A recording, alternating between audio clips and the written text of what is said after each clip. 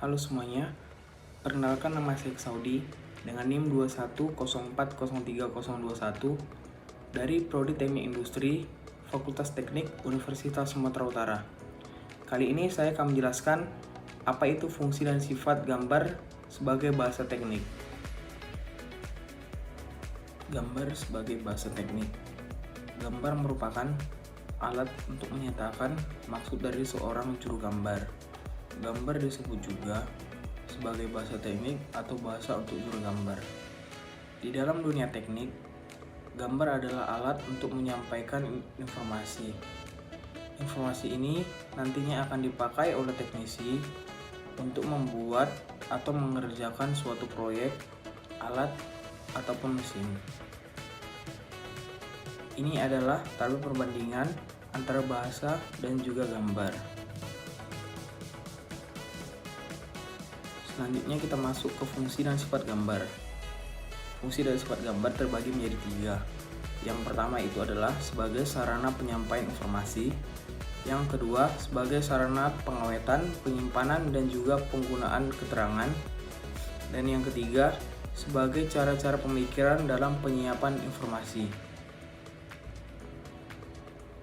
Yang pertama sebagai penyampaian informasi, yaitu berfungsi sebagai alat untuk meneruskan maksud dari perancang dengan tepat kepada orang-orang yang bersangkutan. Misalnya kepada perancang proses, pembuatan, perakitan, dan sebagainya.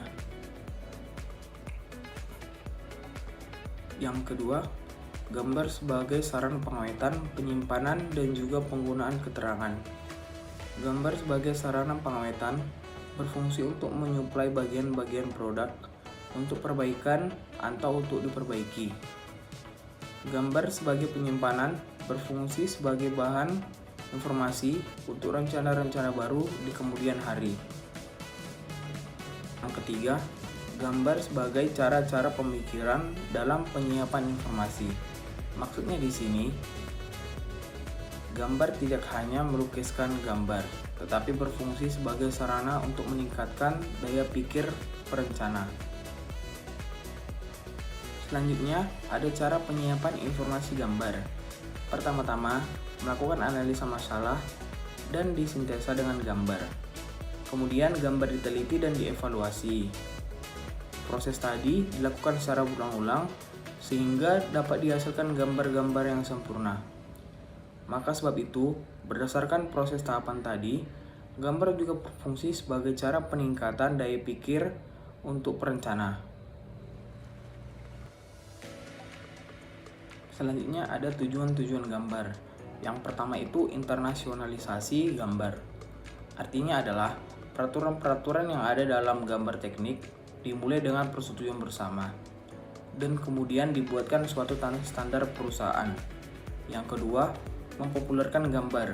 Mempopulerkan gambar berarti bahwa gambar perlu diketahui kejelasannya, peraturan-peraturan dan juga standarnya. Hal ini dikarenakan golongan yang harus membaca dan mempergunakan gambar semakin lama jumlahnya semakin meningkat. Yang ketiga, ada perumusan gambar. Bidang-bidang industri yang bermacam-macam, misalnya permesinan, struktur, perkapalan, perumahan, dan juga arsitektur, semuanya menggunakan gambar sebagai bahasa teknik. Akan tetapi, dari beberapa bidang tersebut, terdapat hubungan yang erat sebab masing-masing bidang tidak mungkin dapat menyelesaikan suatu proyek tanpa menggunakan bidang lain. Untuk itu, masing-masing bidang mencoba mempersatukan atau mengidentifikasir standar-standar gambarnya masing-masing.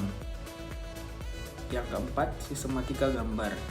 Isi gambar sangat mementingkan susunan dan juga konsolidasi sistem standar gambar. Yang kelima, penyederhanaan gambar. Penghematan tenaga kerja dalam menggambar adalah penting, tidak hanya untuk mempersingkat waktu, tetapi juga untuk meningkatkan mutu rencana. Oleh karena itu, penyederhanaan gambar menjadi masalah penting untuk menghemat tenaga dalam menggambar. Dan yang terakhir, ada modernisasi gambar. Dengan kemajuan teknologi, standar gambar telah dipaksa untuk mengikutinya. Misalnya saja zaman sekarang, menggambar sudah menggunakan teknologi yang bernama komputer. Selanjutnya ada pengembangan gambar dan keadaan teknik. Pada permulaan industri, perencana dan pembuat gambar merupakan orang yang sama, sehingga gambar merupakan alat untuk berpikir dan gambar merupakan gambar konsep. Oleh karena itu, aturan gambar itu tidak diperlukan. Semakin berkembangnya zaman, perencana dan pembuat tidak lagi orang yang sama, tetapi satu dengan yang lainnya mempunyai hubungan. Maka fungsi gambar hanyalah sebagai tambahan, sebagai penyampai informasi, dan kesepakatan bersama memegang peranan penting sebagai aturan gambar. Misalnya saja, dalam sebuah pabrik kecil, si perancang akan meminta si pembuat untuk membuat sebuah benda kerja.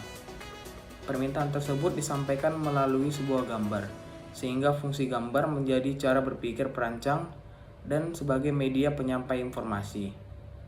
Gambar yang digunakan adalah gambar sistem satu grup atau gambar individual.